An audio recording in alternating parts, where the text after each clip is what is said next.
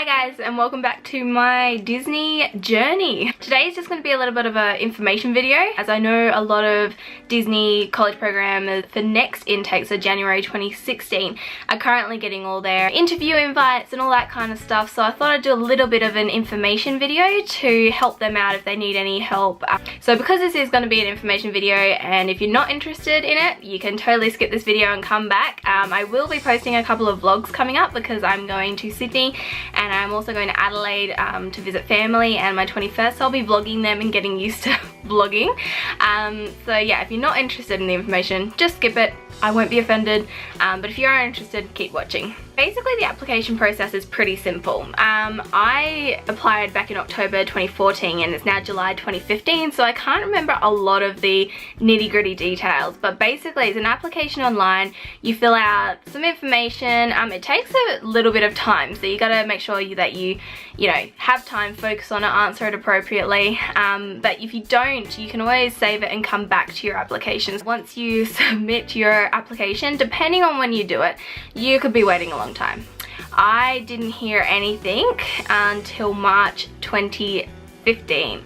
So basically that's October, November, December, January, February, March. I waited 5 months until I had anything back. So that waiting, you are constantly, checking your dashboard, checking your emails and all this kind of stuff, going, oh, when am I gonna hear something? But it does happen, you just have to work on your patience.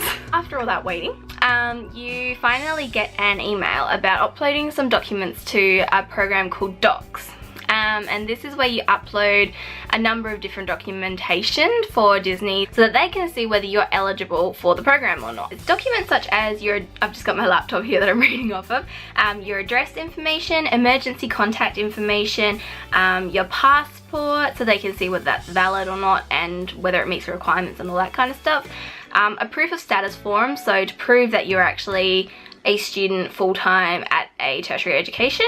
If you get accepted, there's more documents that you do have to upload. So once you've uploaded your docs and all that, you gotta wait a little bit longer, and then your interview invites come out.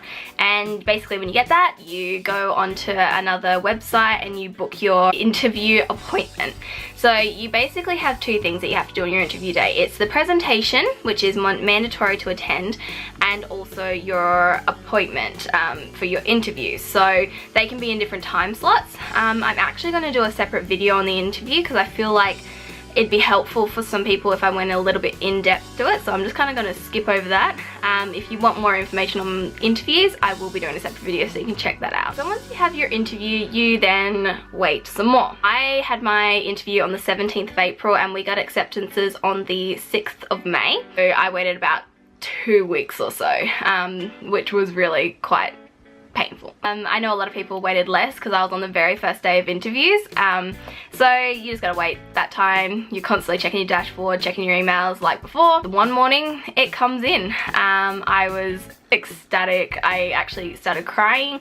I got my acceptance when I woke up, and this was at 6:20 in the morning. No one else in my house was up, and I just cried. I couldn't believe it. It was such a release of built up pressure. It's just, you can't believe it's really real, and I still kind of can't. Once you get your acceptance email, you basically go on and you accept your offer.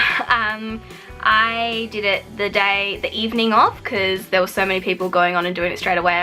I don't want it to crash or anything like that, so I just waited until the night to do it. Then you also have to pay a fee, which is basically covering, to say you've secured your spot in the program and just stuff like that. It's just like a general admin fee. And then you get your welcome email saying, welcome to the Disney College program, welcome to Disney, you're a cast member. And that's such a surreal kind of email to get. Kind of get consecutive emails after that, about different things, so about class registration, about Disney Look, about a number of different things, and they come over the next coming months. And the big thing you want is your visa.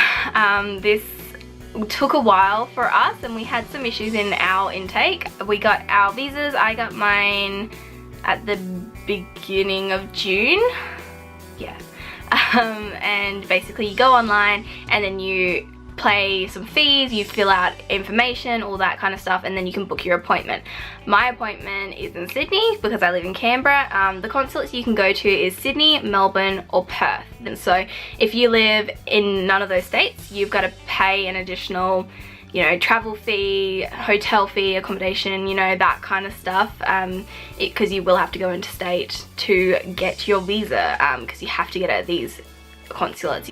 So yeah, I hope you guys found this information video a little bit helpful. If you have any questions about any specific kind of areas or want me to elaborate on any specific areas in another video, let me know, and I'll get on to that. I'll be, like I said, I'm doing another video on the interview, just a little bit more in depth. Yeah, I'll see you guys next time. Bye guys.